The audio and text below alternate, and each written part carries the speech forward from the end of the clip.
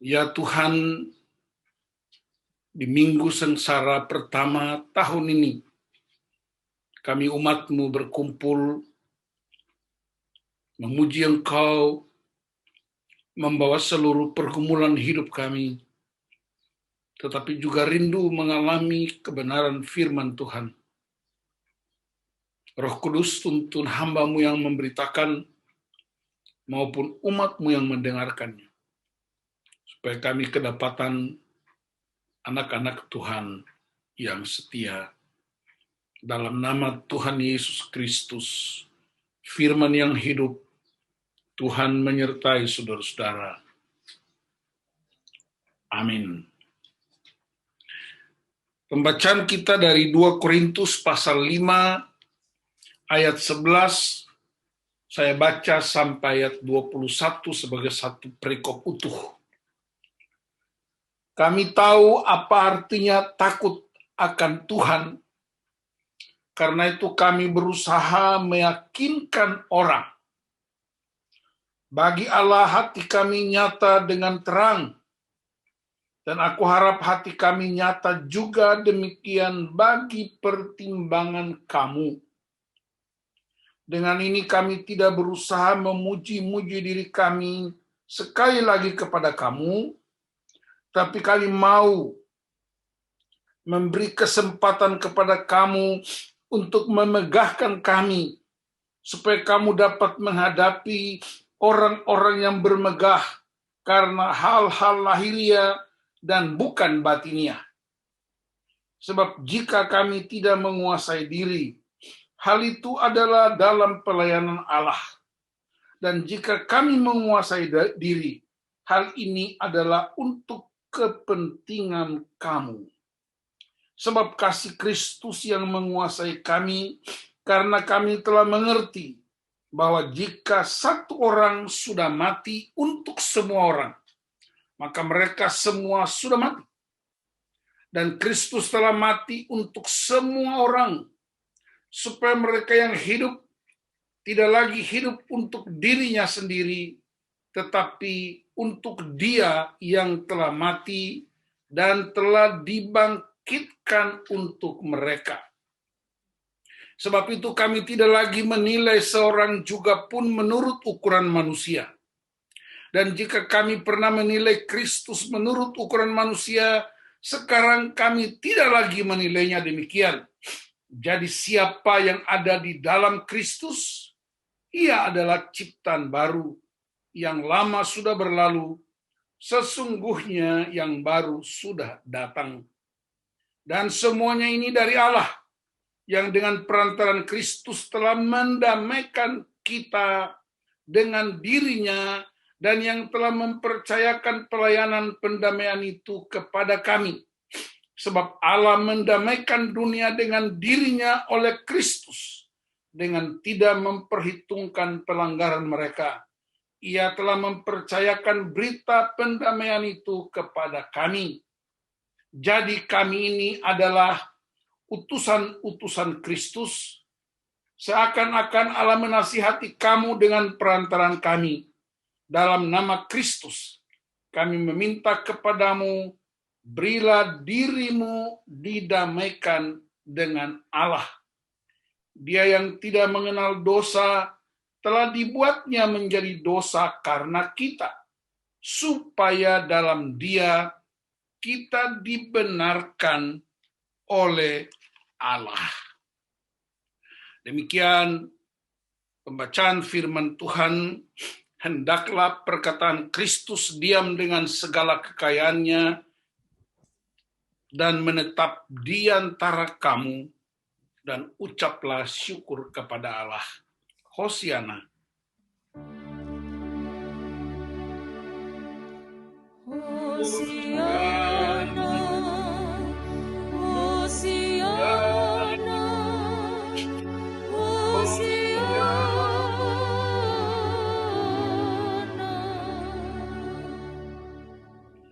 Shalom saudara-saudaraku yang dikasihi Tuhan Yesus Kristus.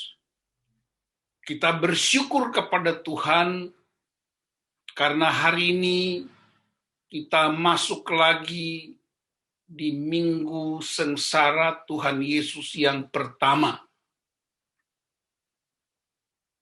Dan hari ini kita secara bersama-sama merenungkan satu prinsip tentang pelayanan pendamaian, berdamai dengan diri sendiri, berdamai dengan Allah, dan berdamai dengan sesama. Saudara-saudara yang dikasihi Tuhan Yesus Kristus, Rasul Paulus mengajarkan kepada jemaat di Korintus, dan saya percaya juga diajarkan kepada gereja modern kita tentang 3 hal dalam pembacaan kita. Yang pertama, dalam pemberitaan Injil, dalam pemberitaan pendamaian, dalam pemberitaan salib, selalu ada tantangan. Selalu ada gangguan. Dan bahkan tidak hanya pemberitaan itu, tetapi orang-orang yang memberitakannya juga menghadapi berbagai macam tantangan. Kalau saudara-saudara kita semua baca ayat-ayat sebelumnya, kita temukan ada orang yang prejudis terhadap Paulus dan rasul-rasul yang lain. Secara khusus mereka mencurigai, mereka tidak percaya, bahkan menuduh Paulus. Hal itu wajar, saudara-saudara, karena mereka mengingat latar belakang seorang Paulus ketika dia masih bernama Saulus. Tindakan-tindakannya ingin menghentikan penyebaran kekristenan, ingin membunuh dan meniadakan orang-orang percaya, dan itu sangat radikal. Dengan berbagai cara, bahkan dia meminta otoritas dari para imam untuk menyingkirkan orang-orang percaya. Dia belajar hukum Taurat, dia tahu hukum Taurat, tapi dia menolak siapa itu Kristus. Tapi ketika Tuhan melawat dia berjumpa dengan Tuhan di pintu gerbang kota Damsyik yang disebut sekarang Damaskus, terjadi perubahan yang sangat radikal. Dan saya percaya seburuk-buruknya seseorang, sejahat-jahatnya seseorang, kalau dia berjumpa dengan Kristus secara pribadi, pasti ada perubahan radikal. Pastikan bahwa setiap hari kita punya kerinduan untuk berjumpa dengan Kristus secara pribadi. Dan karena itu ketika Paulus mengalami perjumpaan pribadi, dia mengalami yang namanya love encounter, perjumpaan dengan kasih. Love, power encounter, berjumpa dengan kuasa. Dia truth encounter, berjumpa dengan kebenaran. Dia mengalami perubahan radikal. Kalau dia mulai seolah-olah membayar hutang, seolah-olah dia membayar semua perbuatan buruk yang pernah dia lakukan. Tapi masih ada saja orang yang mencurigai, yang mencemooh, yang menghakimi. Biasanya ada 2 penyebab, bahkan 3 penyebab. Yang pertama, karena belum semua orang mengalami kebenaran ilahi. Karena itu layaklah kalau mereka menolak tidak hanya pemberitanya, tapi pemberitaannya pun ditolak. Yang kedua, saudara-saudara, kenapa orang menolak? Karena kesenangan mereka, keuntungan-keuntungan mereka itu terganggu. Sebab jika ada orang bertobat, maka mereka akan meninggalkan semua hal-hal yang buruk yang mendatangkan keuntungan bagi orang lain. Dan yang ketiga, iblis tidak suka orang mengalami kemuliaan Tuhan. Itu 3 alasan yang paling kuat sering terjadi. Dan dalam perjalanan Paulus dan murid-murid, kita ketemu prinsip-prinsip ini. Nah, saudara-saudara, hari ini kita bersama-sama dengan semua orang percaya memperingati Minggu Sengsara. Minggu-minggu di mana Tuhan Yesus bergumul antara sorga dan bumi. Dia berjuang untuk membebaskan dan menyelamatkan orang-orang percaya, bahkan dunia. Dan Rasul Paulus memberitakan ini buat kita hari ini. Ada 2 prinsip yang paling mendasar. Yang pertama ialah motivasi pendamaian.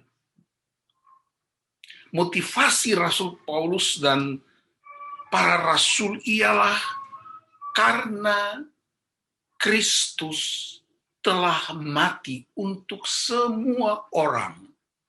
Perhatikan ini baik-baik ayatnya.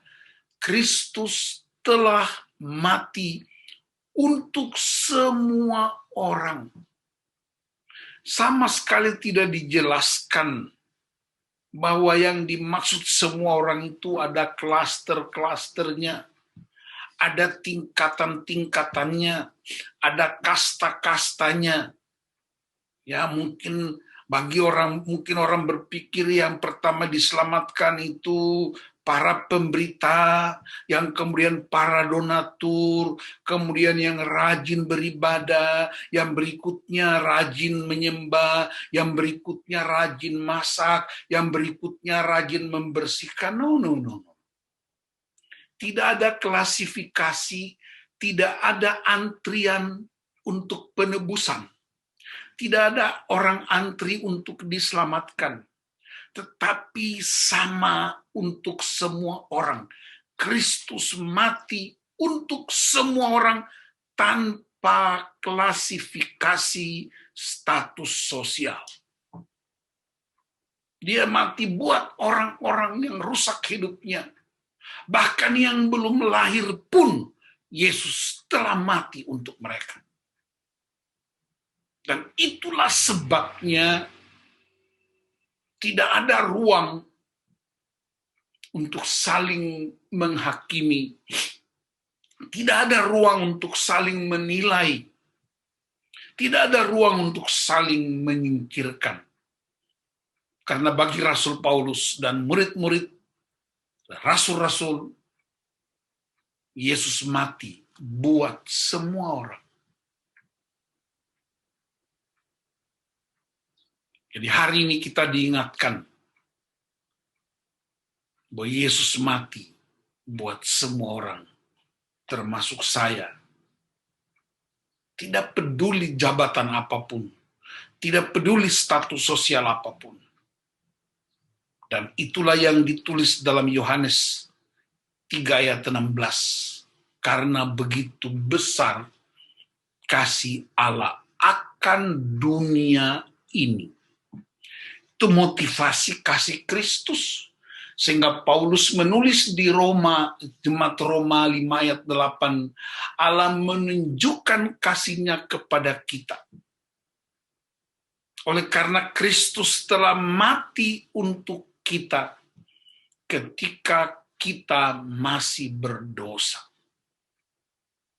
Dia tidak mati buat kita ketika kita sudah menjadi orang baik dan benar. Karena nobody perfect. Tidak ada orang yang sempurna. Hanya Kristus. Bahkan dia tulis kepada jemaat di Efesus,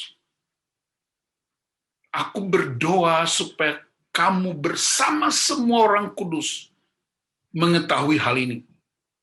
Kasih itu tinggi dalam, panjang, dan lebar. Efesus 3 ayat 18. Jadi motivasi dasar utama yang memastikan pelayanan itu, yang memastikan pelayanan pendamaian, itulah kasih. Saudara-saudara, kalau perhatikan Alkitab baik-baik, kasih itu ditandai di Perjanjian Lama dengan cara Tuhan berjalan di antara hewan yang terbelah dua. Nanti baca Kejadian pasal 15, ketika Tuhan meneguhkan Abraham dengan janjinya. Tuhan menyuruh Abraham untuk mengambil beberapa ekor hewan. Ada lembu, ada kambing, ada domba yang dibelah dua, dibuka. Dan kalau dibelah dua, pasti darahnya mengalir. Kemudian ketika sore hari, Tuhan turun dan berjalan di antara belahan hewan yang dikorbankan itu. Di atas darah itulah Tuhan berjalan. Tuhan hendak kasih tahu buat Abraham, jika aku melanggar janjiku, jika aku tidak tepati janjiku kepadamu, aku akan sama dengan hewan-hewan yang terbelah. Integritasku terbelah, kesucianku terbelah, keagunganku terbelah, dan aku menjadi nothing. Bahkan kitab Ibrani berkata Tuhan tidak bersumpah demi bait Allah, karena bait Allah tidak cukup sakral untuk menampung kedahsyatan Allah. Tuhan tidak bersumpah demi ibunya, karena dia tidak punya ibu, tapi dia bersumpah atas nama dirinya, dan dirinya adalah garansi pendamaian itu. Jadi sejak Perjanjian Lama, Allah sudah berurusan dengan kita, dengan darah perjanjian. Dan ketika Kristus menebus kita, darahnya juga tertumpah sebagai darah pendamaian bagi manusia dan Bapa, manusia dan sesama, bahkan untuk diri kita sendiri. Nah, apa sumbernya? Apa sumber utama yang Paulus gunakan? Saya ingin mengajak jemaat untuk kita melihat sumbernya, karena ayat 11 dimulai dengan kami tahu apa itu takut akan Tuhan. Kita sering mendengar takut akan Tuhan. Dan ayat-ayat ini sering sekali kita ucapkan, takut akan Tuhan. Takut Tuhan bukan seperti seorang perampok pencuri yang takut ditangkap polisi. Takut Tuhan bukan seperti anak-anak yang takut swater pit. Tapi mari kita lihat sejumlah ayat Alkitab tentang apa itu takut Tuhan. Yang pertama, mari buka Alkitab Ulangan pasal 10 ayat 12. Sekaligus dikasih tandanya. Ulangan 10 ayat 12.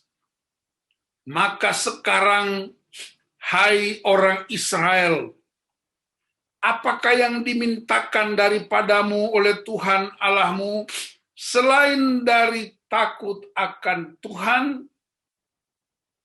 Allahmu, hidup menurut segala jalan yang ditunjukkannya, mengasihi Dia, beribadah kepada Tuhan Allahmu dengan segenap hatimu dan dengan segenap jiwamu. Yang pertama, ternyata takut akan Tuhan itu yang diminta.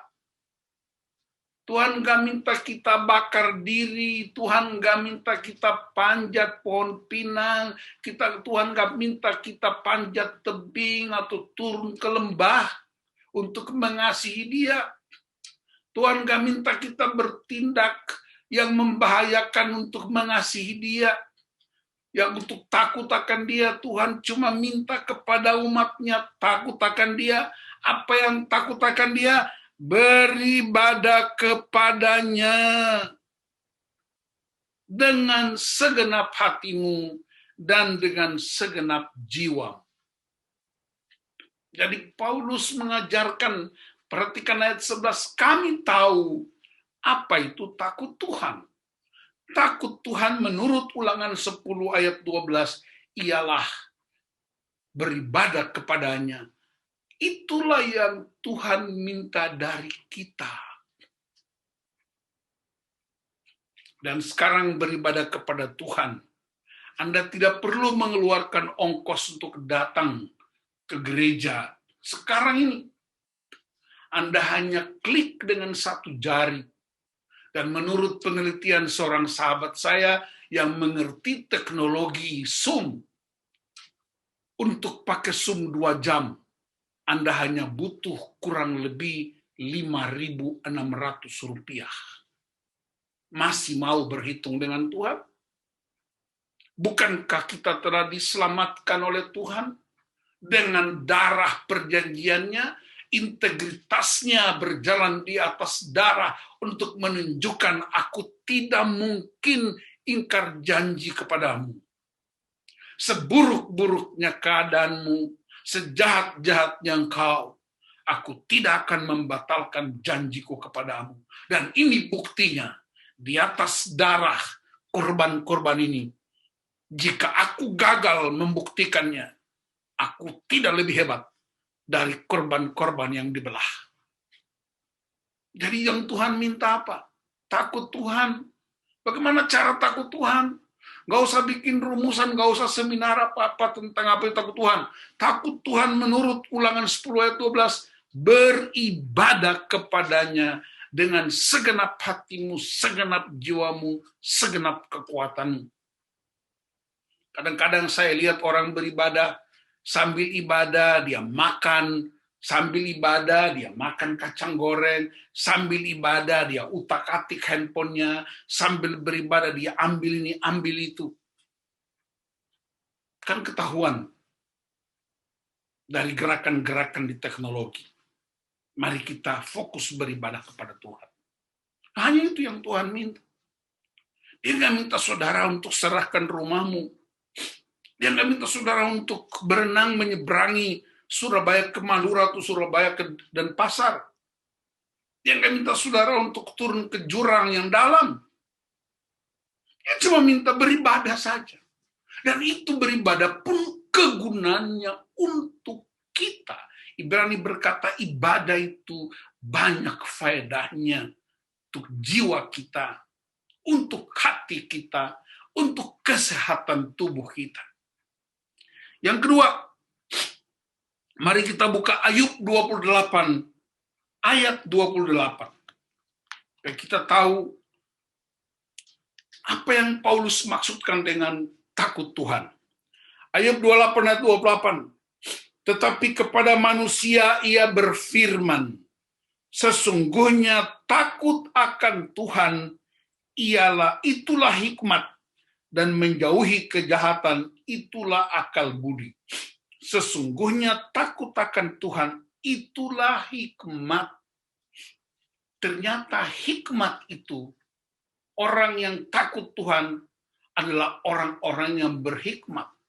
Bukan orang-orang yang pandai, bukan orang-orang yang pintar, bukan orang yang kaya, tetapi orang yang berhikmat itu takut Tuhan. Jadi saudara-saudara, itulah sebabnya kenapa Salomo sebagai seorang raja, dia tidak minta kekayaan, dia tidak minta harta benda, dia tidak minta umur panjang, dia tidak minta kemuliaan, dia tidak minta nyawa pembenci. Ada 5 yang selalu menjadi hak prerogatif seorang raja. Kekayaan, harta benda, kemuliaan, nyawa pembenci, maksudnya musuh-musuh dikalahkan, dan umur panjang. Salomo tidak minta. Nanti baca 2 Tawari pasal 1 sampai pasal 8. Tuhan waktu tanya dia, ketika dia kasih korban persembahan kepada Tuhan, Tuhan turun. Ingat, membangun mesbah, Tuhan akan turun melawat engkau. Mesbah pribadi dan mesbah keluarga, memastikan Tuhan akan datang. Melawat kita, bahkan dia bertanya, kau mau apa? Dan Salomo bilang, aku hanya minta satu. Berkenanlah, berikan kepadaku hikmat. Lalu Tuhan bilang, karena itu yang kau minta, aku kasih. Tetapi aku tambahkan 5 ini. Jadi ternyata kekayaan harta benda, umur panjang, kemuliaan, nyawa pembenci, itulah bonus. Tetapi yang utama ialah hikmat. Nah, kalau saudara baca 1 Korintus 1 ayat 30, hikmat itu adalah Kristus yang membenarkan kita, yang menguduskan kita, yang memulihkan kita. Itu takut akan Tuhan. Anda terima hikmat. Yang ketiga,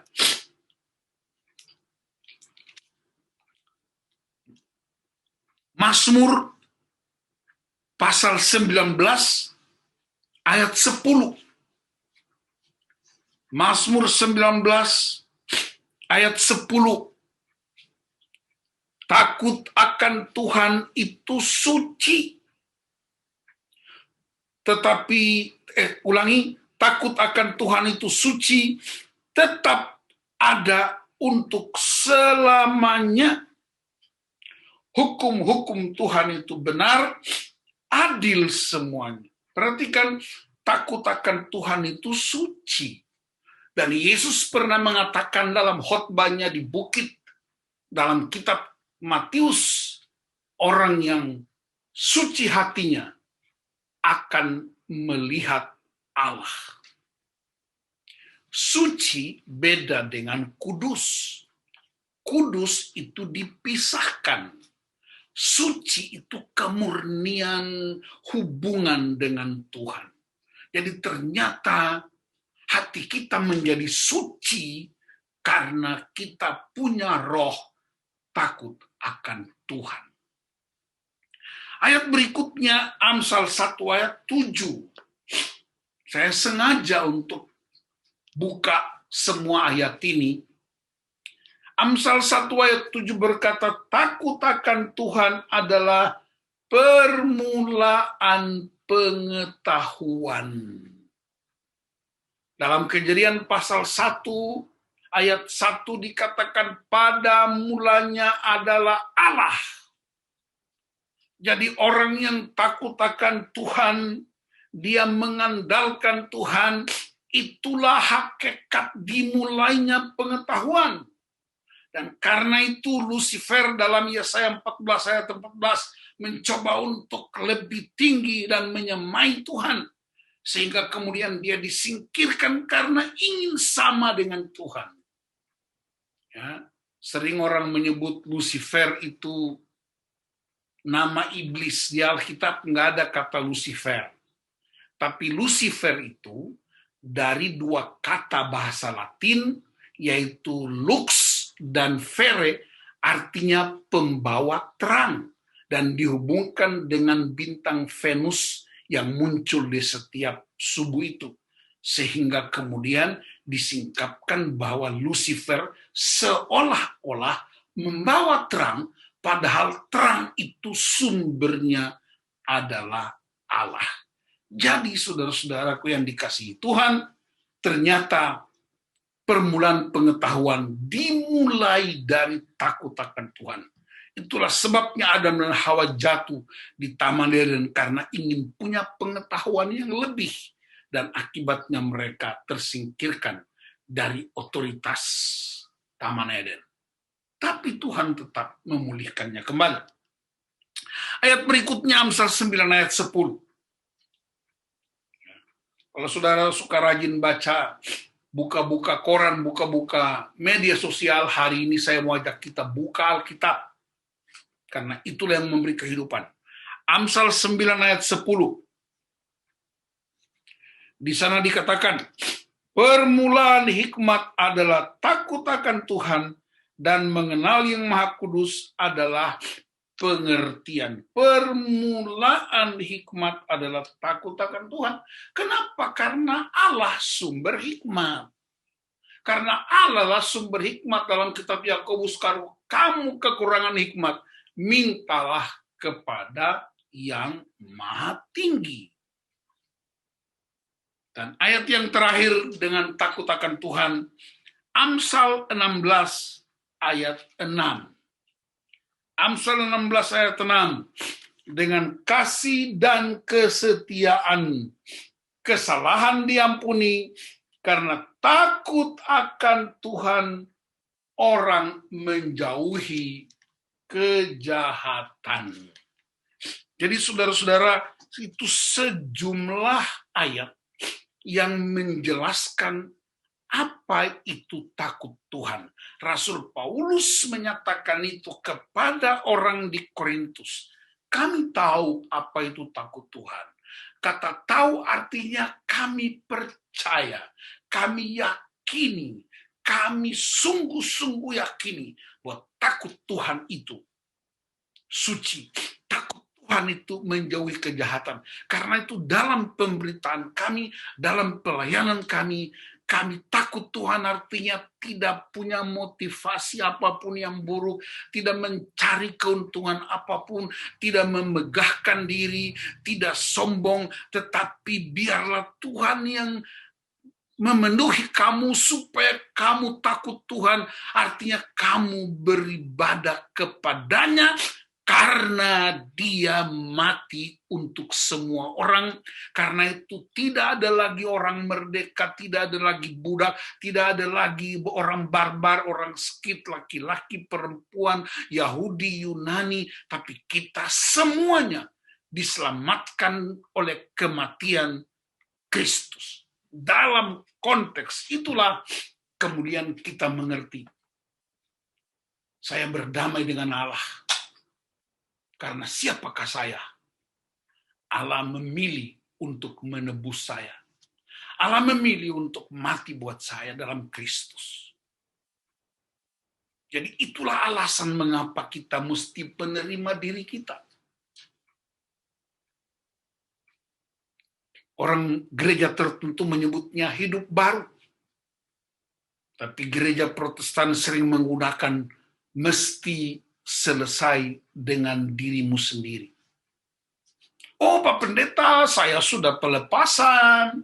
Oh Pak Pendeta, saya sudah berdoa terus-menerus. Saya sudah rajin beribadah. Saya sering melayani. Dengar saya beritahu. Tanda orang belum selesai dengan dirinya. Tanda orang belum beres dari dirinya. Lihat buahnya. Bagaimana mengenal sebuah pohon dari buahnya? Lihat saja reaksinya. Baperan, gampang tersinggung, ini dan itu, reaktif, belum dengar baik-baik, cepat sekali mengambil keputusan, habis itu minta maaf. Nah itu biasanya saya minta ampun sama Tuhan. Belum apa-apa lagi sudah menuduh, mencurigai, menggunakan pengalaman masa lalu untuk mengukur orang lain. Bahkan kesalahan orang lain di masa lalu dipakai terus untuk menjadi alasan untuk menghindari perkawanan persahabatan. Itu yang disebut belum beres dengan dirimu sendiri. Karena itu Anda harus dipulihkan, Anda harus dilayani. Jangan kekeh dengan diri kita. Kalau Anda belum beres dengan dirimu, berarti kematian Kristus sia-sia buat kamu. Kalau Anda belum bikin beres dengan dirimu, maka darah Kristus nothing buat kamu. Kalau Anda belum beres dengan dirimu, tidak mungkin beres dengan orang lain. Tidak mungkin. Bahkan kitab 1 Yohanes 4 berkata, orang yang kelihatan saja kamu tidak mengasihi. Bagaimana engkau berkata engkau mengasihi Allah? Allah tidak kelihatan. Orang yang sebelah itu kelihatan. Jadi mari hari ini kita bikin beres dengan diri sendiri. Caranya takut akan Tuhan. Beribadah kepadanya. Masuki mesbah pribadimu. Serahkan semuanya, letakkan semuanya. Minta didoakan. Telepon hamba Tuhan. Minta dibereskan. Supaya kita bebas dari semua tipu daya iblis. Ingat, kepahitan adalah celah masuknya iblis. Ingat peristiwa Taman Eden. Kenapa Kain bunuh Habel? Karena Kain penuh dengan kepahitan. Kain panas hati, nanti baca Kejadian pasal 6. Di sana dikatakan, mengapa hatimu panas dan mukamu muram? Tidak kamu berseri-seri jika engkau berbuat baik? Jika engkau kepahitan dosa sudah mengintip di depan pintu, dia akan berkuasa atasmu, tetapi engkau harus berkuasa atasnya. Jadi ingat, saya mau ingatkan saudara-saudara, kalau Anda belum beres dengan dirimu, itu ruang kendali iblis. Jangan ciptakan ruang kendali iblis, tapi hancurkan ruang kendali itu. Dan ruang kendali itu adalah kepahitan pribadi, trauma-trauma, problem emosi. Dan biasanya orang luka suka melukai orang lain. Kita bikin beres dengan diri kita. Paulus bikin beres dengan dirinya. Dia teroris ulung di zaman itu. Dia membunuh banyak orang percaya. Dia menyingkirkan para pemberita-pemberita. Tetapi ketika dia berjumpa dengan Kristus, radikal hidupnya. Dia bikin beres dengan dirinya. Seluruh perjanjian baru, terutama kitab-kitab, termasuk di kitab Filipi, Efesus, Kolose, Galatia, bahkan di kitab Roma pasal 5, Paulus bicara tentang dirinya. Aku suka yang baik, tapi yang aku lakukan selalu yang tidak baik. Karena di dalam diriku ada dosa. Bahkan dia berkata, dari semua pelayan Tuhan, dari semua hamba Tuhan, akulah yang paling hina dari semua. Jadi ngaku dosa secara terbuka, mengakui siapa kita, sebenarnya adalah mematahkan, menghancurkan, membongkar ruang kendali iblis, sehingga kita tidak dituduh lagi. Hati nurani kita nggak menuduh kita, tapi kita bebas untuk mengekspresikan Allah bagi orang lain. Dan kalau sudah begitu, maka pendamaian itu menjadi kuasa yang dahsyat. Kita berdamai dengan diri kita sendiri. Kita berdamai dengan sesama kita orang lain, baik di keluarga maupun umat. Dan itu tanda bahwa Anda sudah berdamai dengan Tuhan. Jika masih ada dalam hidup kita, dengar saya beritahu, Anda meremehkan darah Kristus. Anda sedang mengambil darah Yesus, buang ke mukanya Yesus kalau Anda berkata, darahmu nothing. Hari ini di Minggu Sengsara pertama, saya encourage Bapak Ibu, saudara-saudara jemaat, kita bikin beres dengan diri kita, bikin beres dengan sesama kita, dan itulah tanda kita takut akan Tuhan. Itulah tanda hati yang suci, itulah tanda orang-orang yang berhikmat, itulah tanda orang-orang yang menghormati darah Kristus di atas kayu salib. Alami Minggu Sengsara ini bukan supaya kita sengsara, bukan supaya kita disengsarakan, bukan supaya kita bikin orang lain sengsara, tapi alami Minggu Sengsara artinya hormatilah darah Kristus itu, hormatilah penderitaannya, dan kita menjadi gereja anak-anak Tuhan yang menjadi pelayan pendamaian. God bless you full. Haleluya. Amin. Mari tundukkan kepala. Kita berdoa untuk firman Tuhan. Bapa, terima kasih hamba-Mu terbatas. Biarlah firman-Mu menjamah, menguatkan, membebaskan. Kami beres dengan diri kami, dengan sesama, sebagai tanda kami mengalami pendamaian oleh darah Kristus. Di dalam nama Tuhan Yesus Kristus, kami bersyukur untuk firman-Mu. Haleluya. Amin.